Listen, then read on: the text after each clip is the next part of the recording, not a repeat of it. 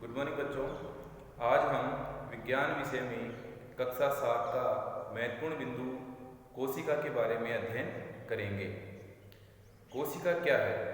कोशिका सजीवों के शरीर की संरचनात्मक और क्रियात्मक इकाई होती है। संरचनात्मक इकाई, सजीवों का शरीर जिस प्रकार से संरचना ग्रहण करता है या जो संरचना उसकी होती है वो कोशिका के कारण ही होती है, इसलिए इसको संरचनात्मक इकाई कहते हैं। क्रियात्मक इकाई, सजीवों के शरीर में जितनी भी क्रियाएं होती हैं वो सब कोशिकाएं ही करती हैं, इसीलिए इसको क्रियात्मक इकाई भी कहते हैं। तो ये सजीवों के शरीर की संरचनात्मक और क्रियात्मक इकाई दोनों हैं। अब कोशिका से शरीर कैसे बनता है, इसका एक सीधा सा उदाहरण मैं बताता हूँ आपको कि जिस प्रकार से मकान बनता है या भवन बनता है।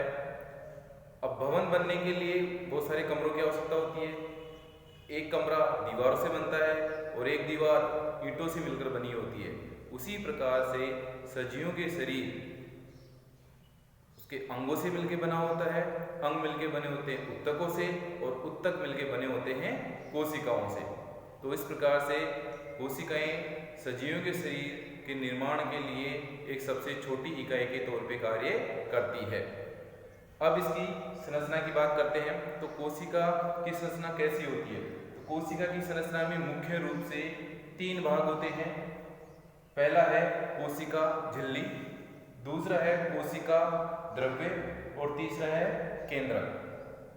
कोशिका झिल्ली, कोशिका के चारों ओर एक आवरण पाया जाता है जो इसको चारों तरफ से ढके हुए होता है, जिसे कोशिका झिल्ली कहते हैं। ये इसकी संरचनात्मक इकाई है, इसकी ये सुरक्षा करती है।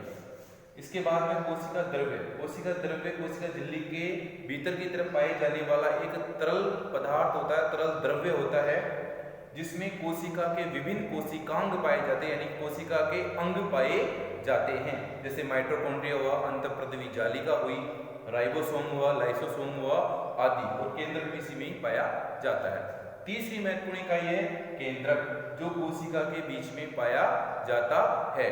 इसे कोशिका का मस्तिष्क भी कहते हैं। इस प्रकार से कोशिका संरचना में मुख्य रूप से 3 भाग हो गए। एक तो कोशिका झिल्ली, कोशिका द्रव्य और केंद्रक। ये सब मिलकर के कोशिका की संरचना का निर्माण करते हैं। धन्यवाद।